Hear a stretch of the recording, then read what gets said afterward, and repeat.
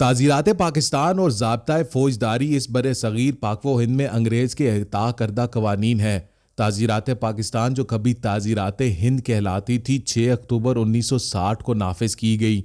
अंग्रेज़ को लाल किला दिल्ली पर यूनियन जैक का परचम लहराए सिर्फ 3 साल हुए थे। इस 3 साल के अरसा में अंग्रेज ने हर उस शख्स को इबरतनाक मौत की सजा दी जिसने उसके खिलाफ सिर्फ हथियार ही नहीं उठाए थे बल्कि जिसने कभी अपनी तकरीर, तहरीर या गुफ्तगू से भी ताजे बरतानिया के लिए नफरत का इजहार किया था। लिखने, तकरीर करने, गुफ्तगू करने और हथियार उठाने वाले सब के सब अंग्रेज की नज़र में बराबर गद्दार थे। दिल्ली शहर के चौकों और चौराहों पर मुसलमान उलमा की लाशें कई दिनों तक लटकाई गई थी ताकि आम लोग इबरत हासिल करें। गालिब अपने एक ख़त में तहरीर करता है कि दरख्तों पर मुसलमानों की लाशें ब्याह के घोंसलों की तरह लटकी हुई नजर आती है। अंग्रेज पूरे हिंदुस्तान को बजोरे शमशीर फतह कर चुका था। 1757 में बंगाल की जंग प्लासी की जीत से लेकर 1857 की जंग आज़ादी तक की पूरी एक सदी अंग्रेज की मुकामी हाकमों से लड़ाई की सदी है। मैसूर की रियासत सबसे सख्त जान थी जिसको फतह करने के लिए 1767 से लेकर 1799 तक अंग्रेज ने 4 जंगें लड़ी और आखिर में मीर सादिक जैसे गद्दारों की मदद से टीपू सुल्तान को शहीद करके मैसूर पर कब्जा किया गया। बरतानिया के शहर एडनबरा की पहाड़ी पर एक किला है जिसे म्यूजियम का दर्जा दिया गया है। इसमें टीपू सुल्तान की तलवार, जरा बख्तर और दीगर अशिया रखी गई हैं। ये अशिया एडनबरा के रहने वाले उस सिपाही को मिली थी जिसने टीपू सुल्तान को शहीद किया था। इन नवादरात पर एक इबारत दर्ज है। टीपू सुल्तान की मौत अंग्रेज के लिए इतना बड़ा वाकया थी कि पूरे मुल्क में खुशी की वजह से छुट्टी कर दी गई थी। आखिरी मोर्चा 1849 में गुजरात के कस्बे चलियांवाला में हुआ जिसमें फतह के बाद पंजाब से सिखों की हुकूमत का खात्मा कर दिया गया। इस फतह के बाद दिल्ली में बैठा बहादुर शाह जफर अब एक महसूर शख्स था जो बराए नाम फरमा रवाए हिंदुस्तान था। दिल्ली के शहर में जब मनादी कराने वाला कोई सरकारी ऐलान सुनाता तो कहता, मुल्क अल्लाह का, हुकूमत बादशाह की और हुक्म कंपनी बहादुर का। इन हालात में जब जज्बा जहाद से सरशार चंद अफराद ने कंपनी बहादुर के खिलाफ बगावत का ऐलान किया तो पूरा हिंदुस्तान 2 हिस्सों में तकसीम हो गया। दिल्ली की जामे मस्जिद से जिहाद का फतवा जारी हुआ और लोग जनरल बख्त खान और दीगर मुजाहिदीन आज़ादी के साथ मिलकर अंग्रेज से लड़ने लगे, जबकि दूसरी जानिब अवाम की खामोश अक्सरियत थी। लेकिन आम आदमियों में कुछ गद्दाराने वतन शख्सियात ऐसी थी जिन्होंने अंग्रेज का साथ देने के लिए अपने अपने इलाकों से जंगजुओं के काफिले रवाना किए। दिल्ली के सबसे करीबी खित्ते पंजाब के जिमीदार, चौधरी, मशाइख, अजाइम व गद्दी नशीन पीर इस कार खैर में शामिल थे। हिंदुस्तान के हर खित्ते का एक मीर जाफिर और मीर सादिक था जिसने अपनी निगरानी में काफिले रवाना किए और उन्होंने मुसलमान बादशाह बहादुर शाह जफर की हुकूमत उलटने और अंग्रेज का इक़्तिदार कायम करने में अंग्रेज फौज को मदद दी। तारीख इन नामों से न सिर्फ आशना है बल्कि यहाँ तक दर्ज है कि कौन कितनी फौज लेकर आया था। अंग्रेज ने अपने इक़्तिदार के लिए 1843 में खैबर पख्तूनख्वा के इलाके से नौजवान भर्ती करके एक फर्नियर फोर्स नाम की इन्फेंट्री रेजिमेंट बनाई जिसे सिंडी राइफल्स 59 कहा जाता था।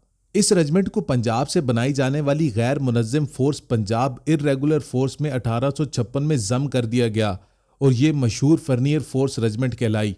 इस रेजिमेंट में पंजाब और खैबर पख्तूनख्वा के नौजवान शामिल थे। जंगे आज़ादी में इस रेजिमेंट को ये एजाज़ हासिल हुआ कि जब लाल किला पर हमला किया गया तो उस वक्त किले में मौजूद मुसलमान सिपाहियों ने उसका बड़ा गेट बंद करना चाहा तो उस रेजिमेंट के एक नौजवान ने कमाल बहादुरी से उसे रोका, जिसकी वजह से उसकी गर्दन दरवाजे के बीच आ गई और इतनी देर में अंग्रेज फौज पहुंच गई और किले के खुले दरवाजे से अंदर दाखिल हो गई। इस गद्दारे वतन की याद में मुद्दों तक फर्नियर फोर्स रेजिमेंट के अफसरान अपनी तकरीबाती मलबूस के कॉलर पर नीली पट्टी पहनते रहे क्योंकि उस गद्दार की गर्दन किले के दरवाजे में आने की वजह से नीली हो गई थी। 1857 के बाद के 3 साल अंग्रेज ने अपनी इसी फौज के जरिए हिंदुस्तान में जबरन अमन कायम किया और अवाम पर अपनी हुकूमती रिट मुसल्लत की। फिर सबसे पहले मजमुआ ताज़ीराते हिंद नाफिज हुआ और ठीक 6 माह बाद 1861 में पुलिस एक्ट आ गया और यूं ताजे बरतानिया के मातहत हिंदुस्तान एक पुलिस स्टेट में बदल दिया गया। पुलिस एक्ट में एक ओहदा डिस्ट्रिक्ट मजिस्ट्रेट यानी डिप्टी कमिश्नर का था जो हर जिला में एक मिनी वायसराय होता था। 20 साल इस बरे सगीर को इसी तरह चलाया गया और हर तरफ से उठने वाली मुकामी बगावतों को शिद्दत से कुचला गया। काले पानी की सजाएं और फांसी घाट सजाए गए और जब सबको कुचल देने का इत्मीनान हो गया तो 1882 में ज़ाब्ता फौजदारी नाफिज किया गया, जिसकी दफा दो शख्सियात के गिर्द घूमती हैं, एक SHO, दूसरा डिप्टी कमिश्नर और डिस्ट्रिक्ट मजिस्ट्रेट। अब अंग्रेज की फौज, सिविल सर्विस और पुलिस में तमाम मकामी अफराद भर्ती हो चुके थे और ये काले हिंदुस्तानी गोरे अंग्रेज की हुकूमत को कायम रखने के लिए अपने भाइयों का सर कुचलने के लिए हर दम मुस्तैद और तैयार थे। अंग्रेज को अब सिर्फ ज़बानो बयान और तकरीरो तहरीर से खतरा था। जरूरी हो गया था कि अब हर उस शख्स को गद्दार साबित किया जाए जो अंग्रेज के खिलाफ लिखता या बोलता है। इसके लिए एक लफ्ज कानून में रखा गया, उकसाना, इंसाइटमेंट, और फिर इस उकसाने के लफ्ज का इस्तेमाल हर ऐसे शख्स पर किया जाने लगा जो ज़बानो बयान और तकरीरो तहरीर से अंग्रेज के खिलाफ बोलता और लिखता था।